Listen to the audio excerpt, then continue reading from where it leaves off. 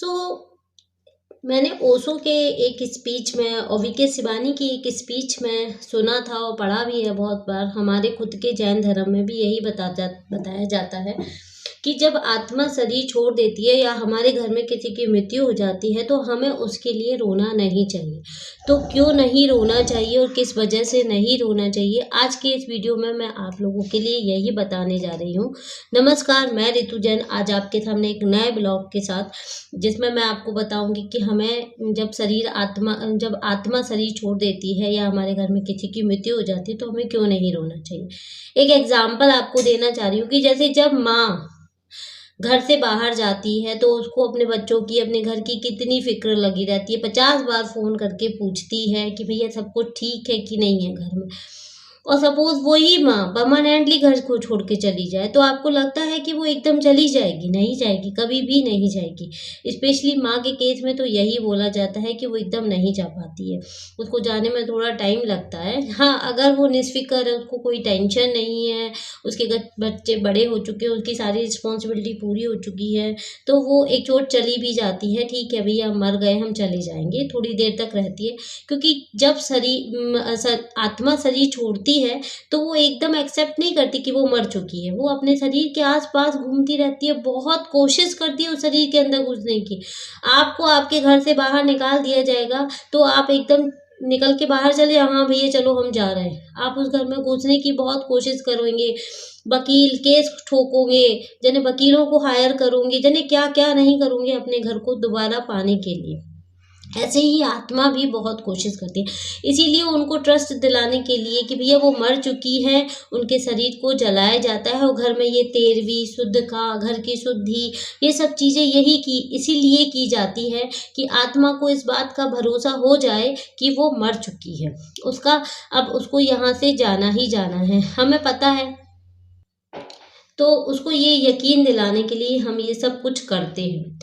तो क्या होता है कि आत्मा एकदम तो मानती नहीं है, इसीलिए हमें रोना नहीं चाहिए, क्योंकि अगर हम रोएंगे तो वो उसको जाने में उतनी ज़्यादा तकलीफ होती है।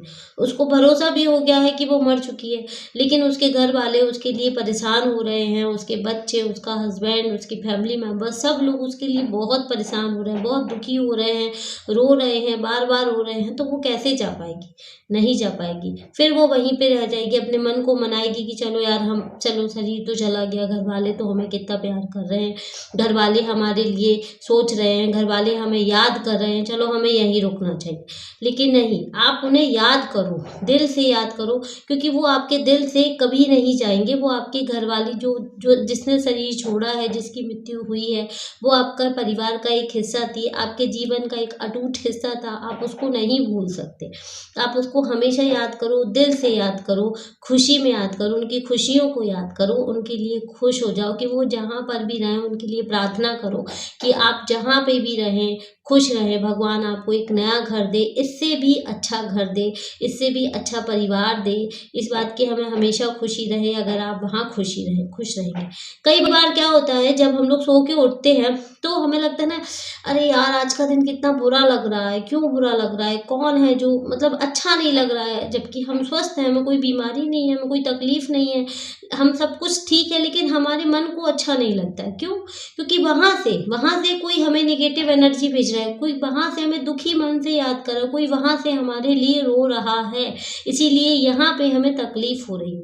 कभी कभी जब हम सो के उठते हैं तो हमें एक बहुत अच्छी फीलिंग आती है, लगता है कितना अच्छा दिन है आज का, जबकि कुछ स्पेशल नहीं होता है, कोई त्योहार नहीं होता है, किसी का बर्थडे नहीं होता है, कहीं जाना नहीं होता है, लेकिन तब भी हमें बड़ा अच्छा लगता है, यार कितना अच्छा लग रहा है ना आज, बड़ा अच्छा लग रहा है, सब कुछ देखने में करने में खुश रहते हैं अंदर से, क्योंकि वहां से कोई हमें खुशियां भेज रहा है।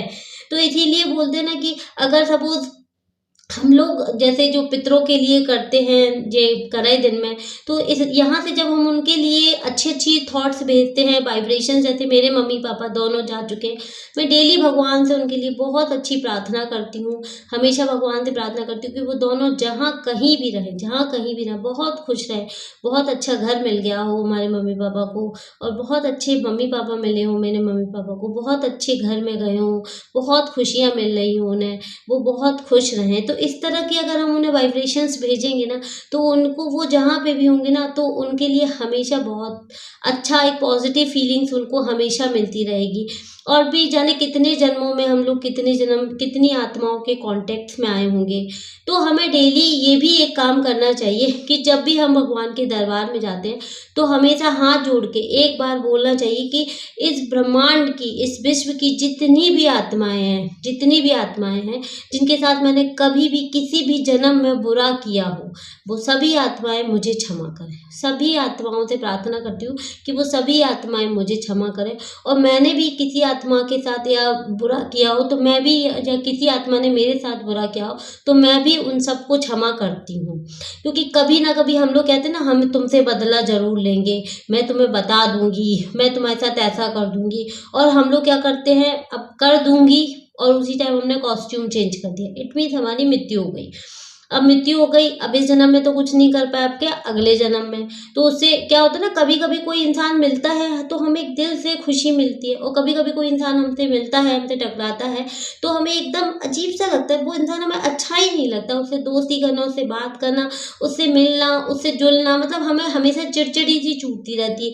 उसका आसपास होना भी हमें अच्छा नहीं लगता। ये सब हमारे पुराने जन्मों के संस्कार ही तो थे, जो हमने पुराने जन्म में उस इंसान के साथ बांध लिए थे। इसीलिए वो इंसान हमें कभी भी अच्छा नहीं लगता है। उससे मिलना, उससे बात करना हमें कभी भी पसंद नहीं आता। जब भी उससे मिलेंगे तो लड़ाई ही होगी। तो इसीलिए बहुत से लोगों के साथ हम लोगों की नहीं बनती है, और बहुत से लोग हमें बड़े अच्छे लगते हैं, उनके साथ हमारी बहुत अच्छी दोस्ती हो जाती है। तो हम हमेशा सोचते हैं कि चलो, ये इनसे बात करने का हमारा हमेशा मन करता है, इनसे सब कुछ करने का बड़ा अच्छा लगता है, उनके साथ में बैठना उठना, दोस्ती करना।